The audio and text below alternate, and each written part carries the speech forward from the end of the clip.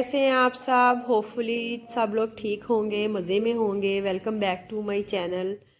अगर अब तक आप लोगों ने मेरे चैनल को सब्सक्राइब नहीं किया तो काइंडली सब्सक्राइब कर लें, और अगर वीडियो आप देखें और अच्छी लगे आपको तो लाइक और कमेंट ज़रूर कीजिएगा, क्योंकि इससे बहुत ज़्यादा मोटिवेशन रहता है।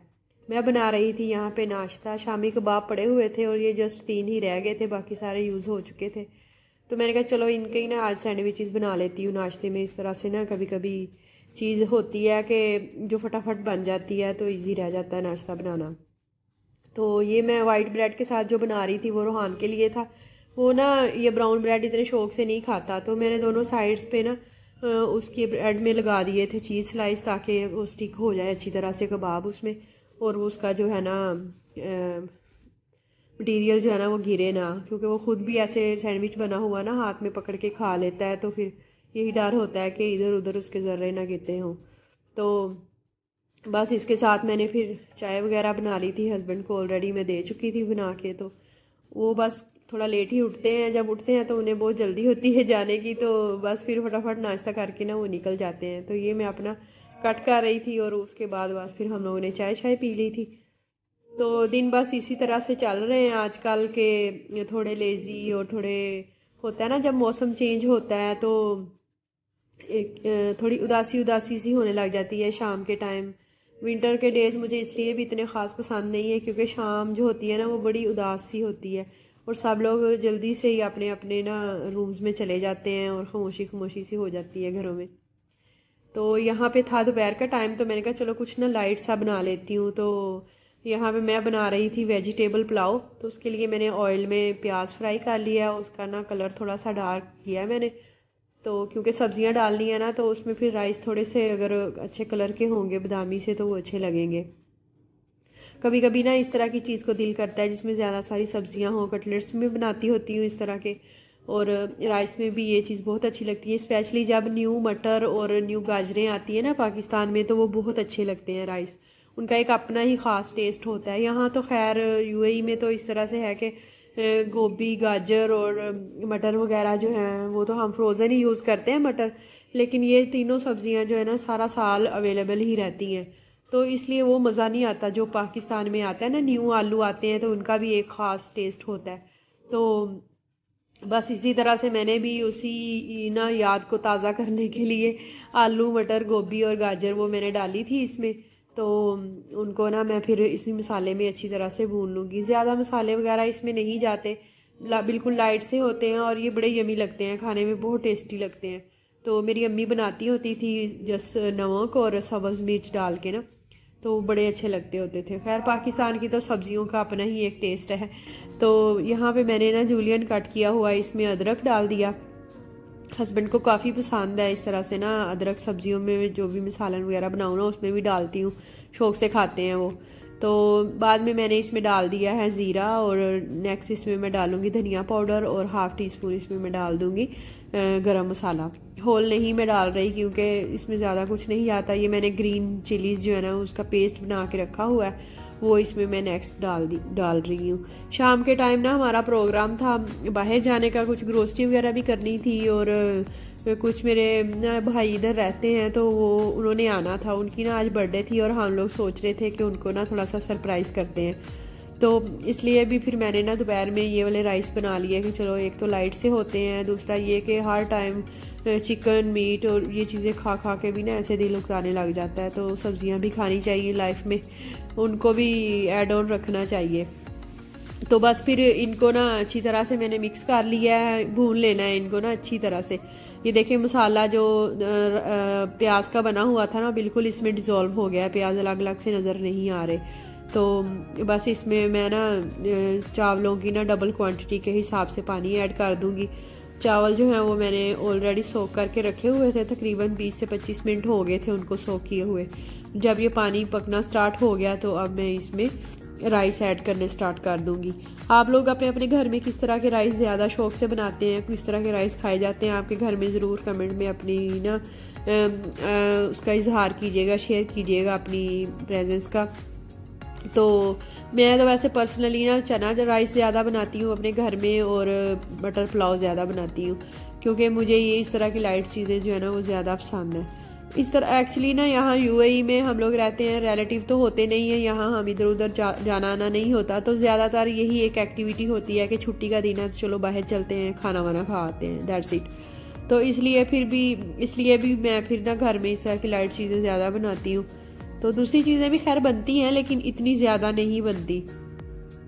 तो बस इसमें ना ये जो नॉन स्टिक के पैन होते हैं उनके इस तरह से लिड में होल होता है, तो उस वजह से मैं फिर ना इसको इस तरह से कपड़े के साथ दम लगाती हूँ। पानी जब पकना स्टार्ट हो गया था मैंने राइस उसमें ऐड कर दिए थे, तो बाद में उसको ना दम लगाया 10 से 15 मिनट के लिए। और ये देखें किस तरह से मज़े के ये खिले खिले से राइस बने।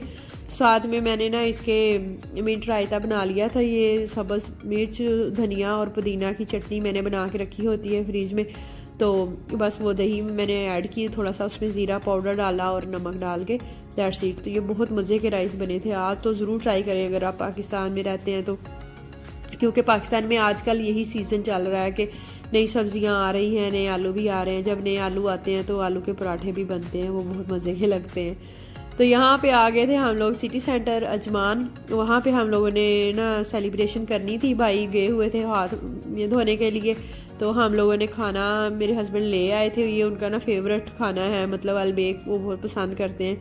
सऊदीया में काफ़ी टाइम रह के आए हैं तो इस वजह से अलबेक यहाँ पे नया नया स्टार्ट हुआ है, तो इसलिए उनको बहुत पसंद है। हमने उनको नहीं बताया हुआ था बिल्कुल, हमने ना उनको सरप्राइज करना था। रिएक्शन लेने के लिए मैंने कैमरा भी ऑन कर लिया। Happy birthday to you, happy birthday to you, happy birthday to you, happy birthday dear Azeem Anwar. यहाँ परदेश में रहते हुए तो बस यही छोटी छोटी सी खुशियाँ हैं जो कि हम लोग मिलके मना लेते हैं, कभी नेबर्स के साथ या अगर कोई रिलेटिव हो तो एक दो तो उनके साथ मिलके ना बस खुशियाँ ढूंढने की कोशिश करते हैं। वरना तो यहाँ की लाइफ जो है ना वो इस कदर टफ है कि टाइम नहीं निकलता वर्क प्लेस से कि आप कुछ और भी कर सको। और यहाँ पे जो हमारी कैंडल्स थी ना वो बुझ ही नहीं रही थी, उन्हें बार बार वो ना फूंके मार रहे थे, उससे जो पहले भी बुझी हुई थी वो दोबारा से जल्दी स्टार्ट हो गई थी।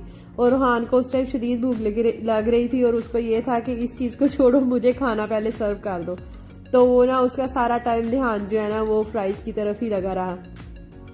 बस फिर खाना शाना खाया हमने, तो उसके बाद थोड़ी सी शॉपिंग भी करनी थी मैंने, तो शॉपिंग करने के बाद ना फिर हम लोग घर आ गए। केक तो हमने वहाँ नहीं खाया था क्योंकि हमारे पास नाइफ नहीं थी, तो इसलिए फिर हमने सोचा था घर आके ही खाएंगे क्योंकि खाना खा के ऑलरेडी काफ़ी हम फुल हो गए थे। तो बड़े मज़े का केक था, ये वाइट चॉकलेट इसके ऊपर लगी हुई थी और एक साइड पे कोको पाउडर उन्होंने डाला हुआ था, वो इतना खास वैसे नहीं लग रहा था, लेकिन ये जो वाइट चॉकलेट वाला हिस्सा था ना वो बहुत टेस्टी था।